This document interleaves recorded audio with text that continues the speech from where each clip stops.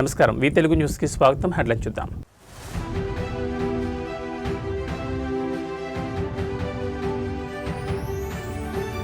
నేడు ఢిల్లీలో అఖిలపక్ష సమావేశం, రాజ్నాథ్ సింగ్ అధ్యక్షతన భేటీ.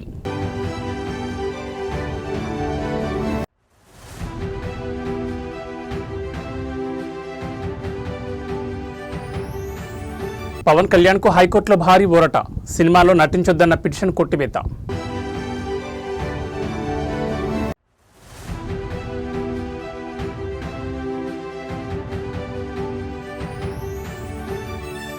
పార్లమెంట్లో గ్యాస్ సిలిండర్లతో నిరసన, ఇండియా కూటమి ఎంపీల భారీ ఆందోళన.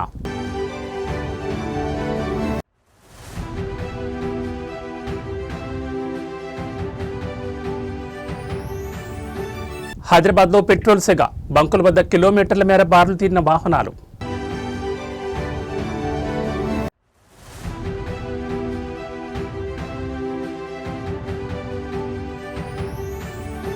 పెట్రోల్ కొరత ప్రచారం అబద్ధం, తెలంగాణ పెట్రోలియం డీలర్స్ అసోసియేషన్ కీలక ప్రకటన.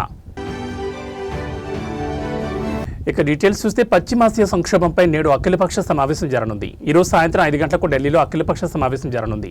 రాజ్నాథ్ సింగ్ అధ్యక్షతన అన్ని పార్టీలతో కేంద్ర ప్రభుత్వం చర్చించనుంది. పశ్చిమాసియాలో జరుగుతున్న యుద్ధ ప్రభావం భారత్పై ఏ రకంగా పడనుందన్న దానిపై చర్చించనున్నారు. అఖిలపక్షంలో వాస్తవ పరిస్థితులను కేంద్ర ప్రభుత్వం వివరించనుంది. యుద్ధం వల్ల తలెత్తున్న ఇబ్బందులతో పాటు కేంద్ర ప్రభుత్వం తీసుకున్న చర్యలను కూడా ఈ సమావేశంలో వివరించనున్నారు. అలాగే పేద మధ్యతరగతి ప్రజలకు ఏ రకంగా ఊరట దక్కేలా నిర్ణయాలు తీసుకున్నది తెలుపనున్నారు. ఈ సమావేశంలో విదేశాంగ మంత్రి S Jaishankar పాల్గొనున్నారు.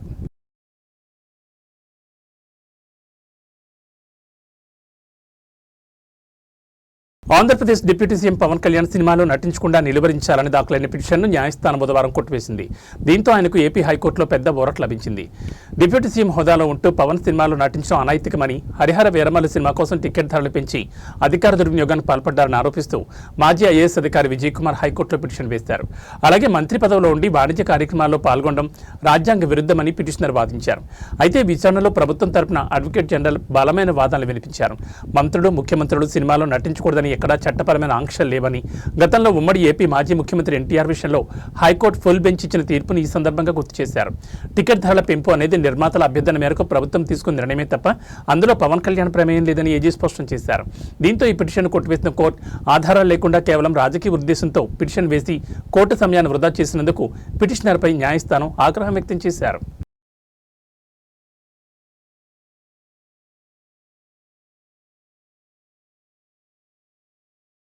Moinabad farm house drugs party కాల్పుల కేసుకు సంబంధించి నిందితులను ప్రత్యేక దర్యాప్తు సంస్థ అధికారులు 2వ రోజు బుధవారం కస్టడీలోకి తీసుకున్నారు.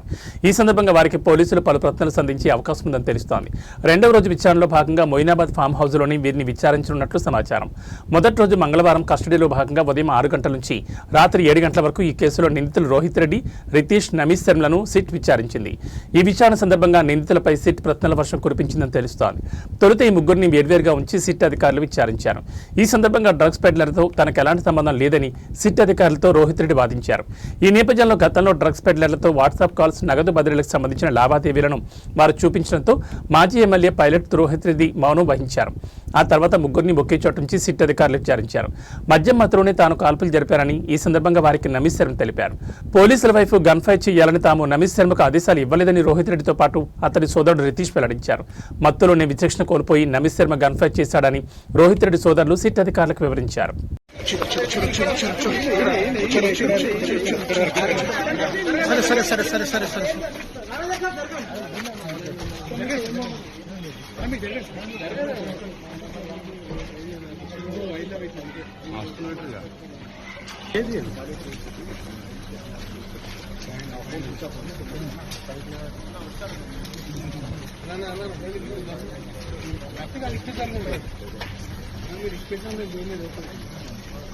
సైడ్ ముంగడేం పోలేదు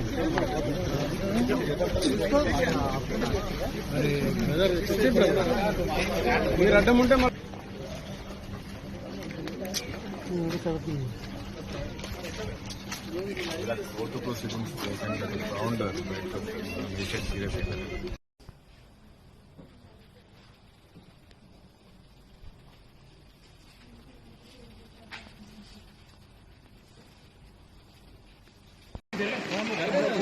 number 1 పోయిర్రు, number 2 okay.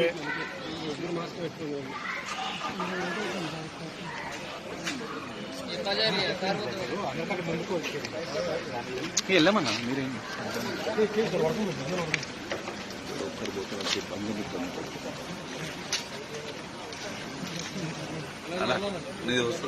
Phone down చేయాలా లోగో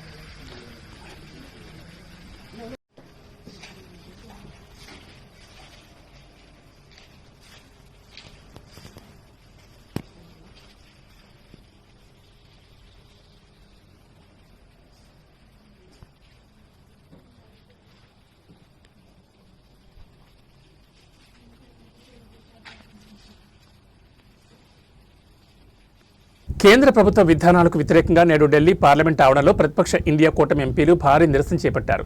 దేశంలో పెరుగుతున్న నిత్యావసర ధరలు, నిరుద్యోగం మరియు మోదీ ప్రభుత్వ తీరుపై విపక్ష నేతలు కత్తులు దూశారు. పార్లమెంట్ ఆవరణలో ఖాళీ గ్యాస్ సిలిండర్లను ప్రదర్శిస్తూ ఎంపీలు వినూత్నంగా నిరసన తెలిపారు. సామాన్యుడిపై గ్యాస్ ధరల భారం పెరిగిందని వారు మండిపడ్డారు. ప్రధాని నరేంద్ర మోడీ ప్రభుత్వం ప్రజలకు కేవలం ఎంటీ ప్రామిస్ చేస్తోందని, క్షేత్రస్థాయిలో ఏ ఒక్క హామీ నెరవేరలేదని ఎంపీలు ధ్వజమెత్తారు. పెరిగిన నిత్యావసర వస్తువుల ధరలు, పెట్రోల్, డీజిల్ రేట్లపై ప్రకార్లు చేతబూని నినదించారు. బీజేపీ హటావో, దేశ్ బచావో అంటూ నినాదాలతో పార్లమెంట్ ప్రాంగణం హోరెత్తిపోయింది. దేశంలో యువతకు ఉద్యోగ అవకాశాలు కల్పించడంలో కేంద్రం పూర్తిగా విఫలమైందని విపక్ష నేతలు ఆరోపించారు. ప్రజల కష్టాలను పట్టించుకోని ప్రభుత్వం ఇది. గ్యాస్ సిలిండర్ల ధరల ఆకాశాన్ని నంగుతుంటే ప్రభుత్వం మాత్రం ప్రకటనలకే పరిమితమవుతోందని విపక్ష ఎంపీలు విమర్శించారు.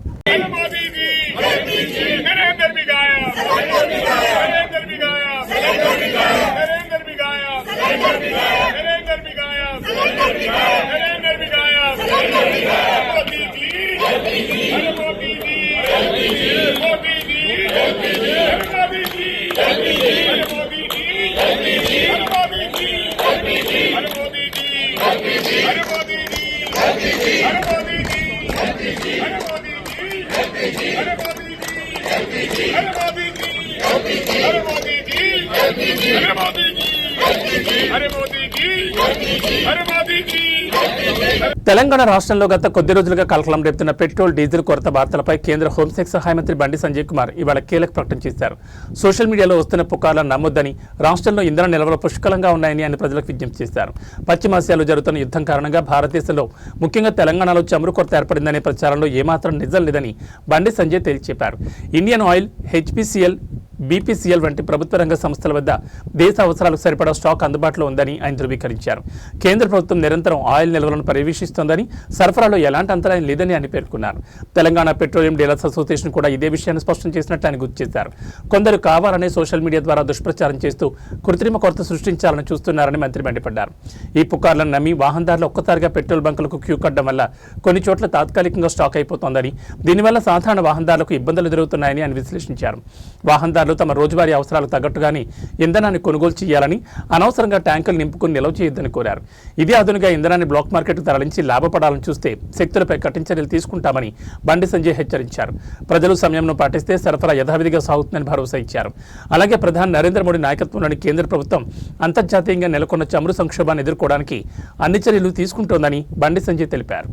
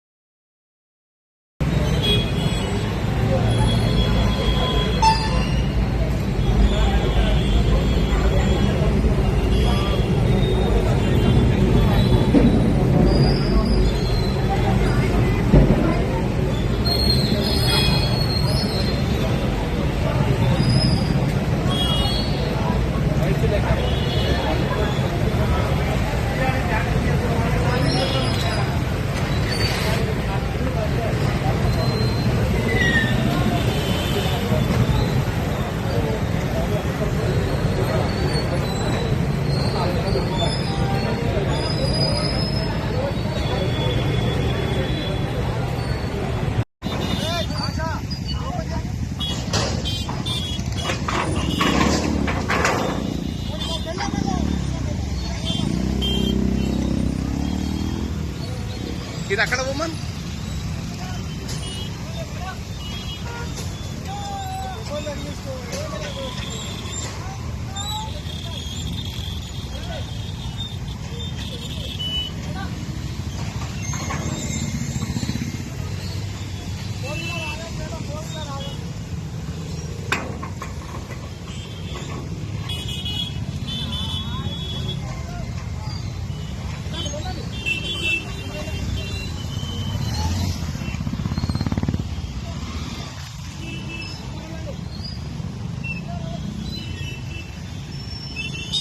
ఈ కాలంలో నిలకలగొట్టే తెలంగాణ శాసనసభలో నేడు ఆసక్తికర సన్నివేశం చోటు చేసుకుంది. సొంత ప్రభుత్వంపైనే స్పీకర్ గడ్డం ప్రసాద్ కుమార్ అసహనం వ్యక్తం చేశారు. ముఖ్యంగా గృహ నిర్మాణ శాఖ మంత్రి పొంగులేటి శ్రీనివాసరెడ్డి పనితీరుపై స్పీకర్ నేరుగా అసెంబ్లీలోనే అక్షంతలు వేశారు. స్పీకర్ ఆదేశాలను కూడా మంత్రి బేఖాతరు చేస్తున్నారన్న అంశం ఇప్పుడు రాజకీయ వర్గాల్లో చర్చనీయాంశంగా మారింది. రాష్ట్రంలో డబుల్ బెడ్రూమ్ ఇళ్ల పురోగతిపై సమీక్ష సమావేశం నిర్వహించాలని గతంలోనే స్పీకర్ గడ్డం ప్రసాద్ మంత్రి పొంగులేటికి సూచించారు.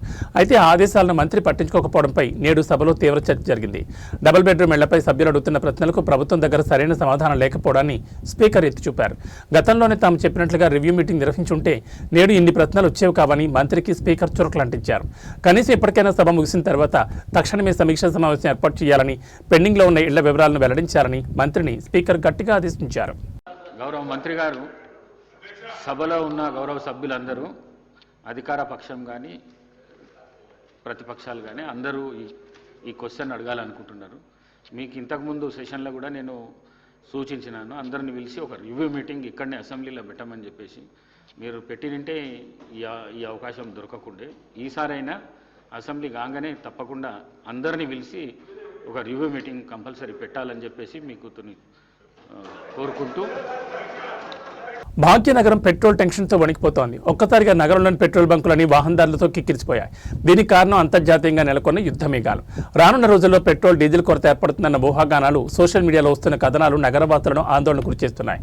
హైదరాబాద్లోని దాదాపు ప్రతి బంకు వద్ద కిలోమీటర్ల మేర వాహనాలు బారులు తీరాయి. తెల్లవారుజాము నుంచి వాహనదారులు తమ వాహనాల ట్యాంకులను ఫుల్ చేయించుకోవడానికి క్యూ కడుతున్నారు. అసలు ఇంధన కొరత ఉందా లేదా అన్నది స్పష్టత లేకపోయినా భవిష్యత్తులో దొరకదేమోనన్న భయంతో జనం ఎగబడుతున్నారు. ముఖ్యంగా అమీర్పేట నుంచి యూసఫ్గూడ వైపు వెళ్లే ప్రధాన రహదారిని గమనిస్తే అక్కడ పరిస్థితి అత్యంత దారుణంగా తయారైంది. రోడ్డుకి ఇరువైపులా ఉన్న పెట్రోల్ బంకుల వద్ద వాహనాలు అడ్డదిడ్డంగా నిలపడంతో సాధారణ ప్రయాణికులు తీవ్ర ఇబ్బందులు పడుతున్నారు. అమీర్పేట్ మైత్రివనం నుంచి మొదలై యూసఫ్గూడ చెక్ పోస్ట్ వరకు ట్రాఫిక్ పూర్తిగా స్తంభించిపోయింది. గంటల తరబడి వాహనదారులు ఎండలో ట్రాఫిక్ జామ్లో చిక్కుకుపోయి నరకం చూస్తున్నారు. ప్రభుత్వం లేదా ఇంధన సంస్థలు దీనిపై స్పందించాల్సిన అవసరం ఎంతైనా ఉంది. సోషల్ మీడియాలో వస్తున్న వార్తలు నిజమా కాదా అన్నది ప్రజలకు స్పష్టం చేయకపోతే ఈ రద్దీ మరింత పెరిగే అవకాశం ఉంది. దయచేసి వాహనదారులు సంయమనం పాటించాలని, కేవలం వదంతులు నమ్మి ఆందోళన చెందొద్దని అధికారులు కోరుతున్నారు.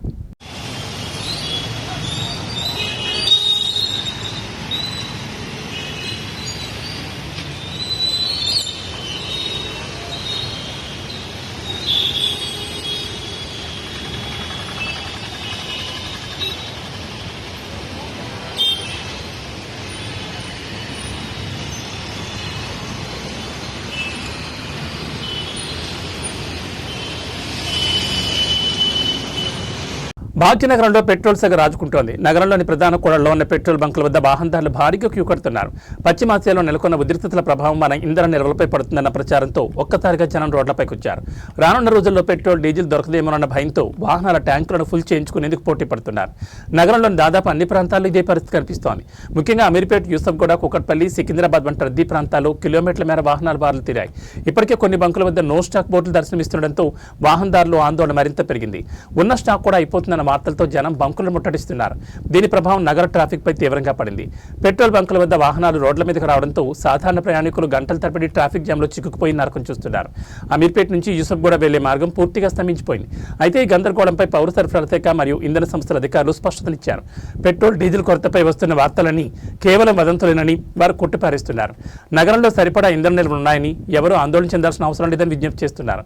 సోషల్ మీడియాలో వచ్చే తప్పుడు ప్రచారాలు నమ్మి బంకుల వద్దకు రావద్దని, దీనివల్ల అనవసరమైన ట్రాఫిక్ సమస్యలు తలెత్తున్నాయని అధికారులు హెచ్చరిస్తున్నారు.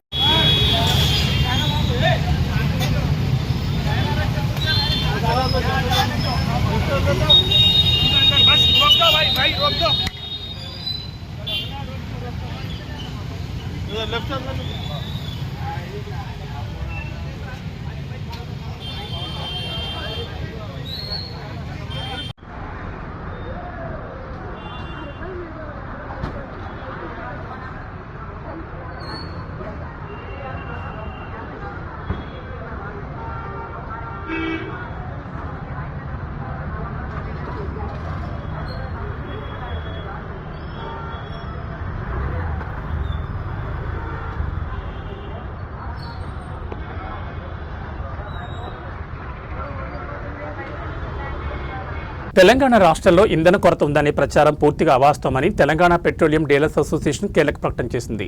గత కొన్ని రోజులుగా పెట్రోల్ బంకుల్లో ఇంధన కొరత ఉందనే వార్తలు ప్రచారం కావడంపై అసోసియేషన్ స్పందించింది. హెచ్పీసీఎల్, ఐఓసీఎల్, బీపీసీఎల్ కంపెనీల వద్ద సరిపడా ఇంధన నిల్వలు ఉన్నాయని అసోసియేషన్ ధృవీకరించింది. రాష్ట్రంలోని అన్ని పెట్రోల్ బంకుల్లో ఇంధనం అందుబాటులో ఉందని, ఎటువంటి ఇబ్బంది లేదని స్పష్టం చేసింది. విపరీతమైన రద్దీ కారణంగా కొన్ని బంకుల్లో తాత్కాలికంగా ఇంధన కొరత ఏర్పడిందని, దీన్ని ఇంధన కొరతగా భావించొద్దని అసోసియేషన్ తెలిపింది. వినియోగదారులు పుకార్లను నమ్మొద్దని, ఆందోళన చెందొద్దని విజ్ఞప్తి చేసింది. ఇంధనం దొరుకుతున్న భయంతో బంకుల వద్ద క్యూ కడుతున్నారని, నిల్వలుంచుకునేందుకు ముందస్తు కొనుగోలుతో ఇబ్బంది ఏర్పడుతోందని అసోసియేషన్ తెలిపింది.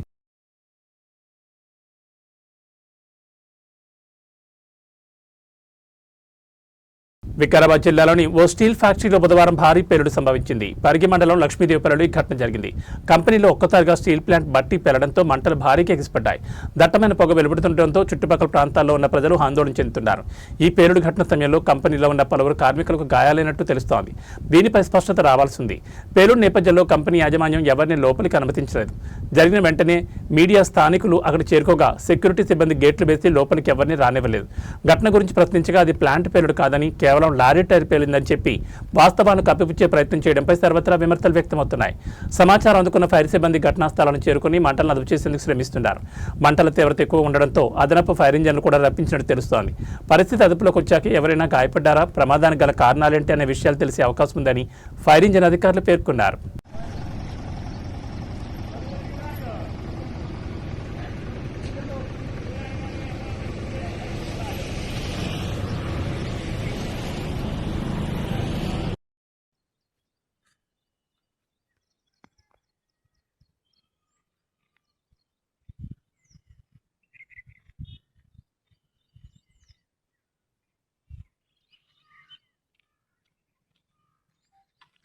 క్లియర్ వచ్చింది, ఇక అట్లే వచ్చింది మామూలు. ఏమంత కనబడుతుంది. ప్రసెంట్ ఎప్పుడే చూడు మనసు చచ్చిపోయి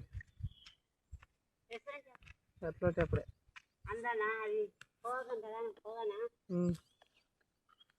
సిలిండర్ బుకింగ్ రూల్స్ ను మరింత ఆయిల్ కంపెనీలు కఠినతరం చేశాయి. డబుల్ సిలిండర్ ఉంటే 35 రోజుల తర్వాత రీఫిల్ బుకింగ్ ఉంటుందని తెలిపారు. ఉజ్వల కనెక్షన్ ఉన్న వారికి 45 రోజుల తర్వాత బుకింగ్ అనుమతిస్తూ చమురు సంస్థలు నిర్ణయం తీసుకున్నాయి. సింగిల్ సిలిండర్ ఉన్న వారికి మాత్రమే 25 రోజులకే బుకింగ్ చేసుకునేందుకు వీలు కల్పిస్తూ చమురు సంస్థలు నిర్ణయం తీసుకున్నాయి. గడువు తేదీకి ముందే సిలిండర్ బుక్ చేస్తే ఆటోమేటిక్గా బుకింగ్ రద్దవుతుందని ప్రకటించారు. పీఎంయూవై వినియోగదారులకు సిలిండర్ బుకింగ్ గడువు 45 రోజులకు పెంపుదల చేస్తూ నిర్ణయం తీసుకుంది. పట్టణ, గ్రామీణ ప్రాంతాలకు నిబంధన వర్తింపు చేశారు.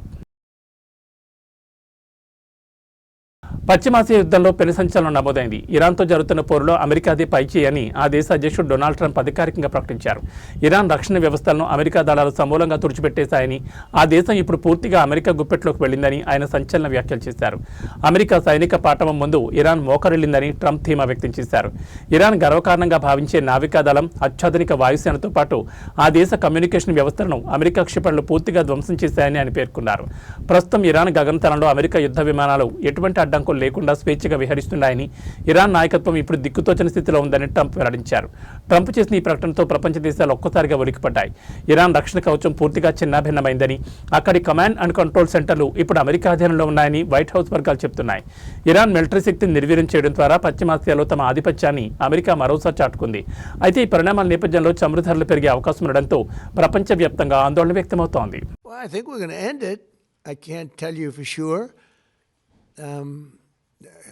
I don't like to say this. We've won this. This war has been won. The only one that likes to keep it going is the fake news. I mean, the New York Times, you read the New York Times, it's like we're not winning a war where they have no Navy and they have no Air Force and they have no nothing. And we literally have planes flying over Tehran and other parts of their country. They can't do a thing about it. గత వారం రోజులుగా బంగారం ధరలు వరుసగా పతనమవుతూ కొనుగోలుదారులు ఆశలు రేకెత్తించాయి. 10 గ్రాముల బంగారం ధర లక్షకు పడిపోతుందని అందరూ ఎదురుచూస్తున్న తరుణంలో బుధవారం ఉదయం ఊహించని పరిణామం చోటు చేసుకుంది. ఉదయం 10 గంటలకు హైదరాబాద్ బులియన్ మార్కెట్లో 24 క్యారెట్ల బంగారం 10 గ్రాముల ధరపై ఏకంగా 3,760 రూపాయలు పెరిగి 1,46,670కి చేరింది. అలాగే 22 క్యారెట్ల బంగారం 10 గ్రాముల ధర 3,450కి పెరిగి 1,34,450కి ఎగబాకింది. నేడు బంగారం కొనుగోలు చేసే వారికి ఇది అదనపు భారమని చెప్పాలి. వెండి కూడా బంగారం బాటలోనే పయనించింది. కిలో వెండిపై 10,000 పెరగ నేటి ధర 2,60,000గా ఉంది. ప్రపంచ బులియన్ మార్కెట్లో బంగారం ధరలు ఆకస్మికంగా పెరగడం, డాలర్ బలహీనపడమే దీనికి ప్రధాన కారణాలుగా నిపుణులు పేర్కొంటున్నారు. అమెరికాలో ద్రవ్యోల్బణం, వడ్డీ రేట్లపై వస్తున్న తాజా వార్తలు పెట్టుబడిదారులను బంగారం వైపు మళ్లించాయి. దీనికి తోడు దేశీయంగా వివాహాల సీజన్ కారణంగా డిమాండ్ పెరగడం, రూపాయి మారకం విలువలో మార్పులు కూడా ఈ పెరుగుదలకు కారణాలుగా కనిపిస్తున్నాయని నిపుణులు చెబుతున్నారు. బంగారం, వెండి ధరల పెరుగుదల తాత్కాలికమేనా లేక రాబోయే రోజుల్లో కూడా కొనసాగుతుందా అనేది వేచి చూడాలి.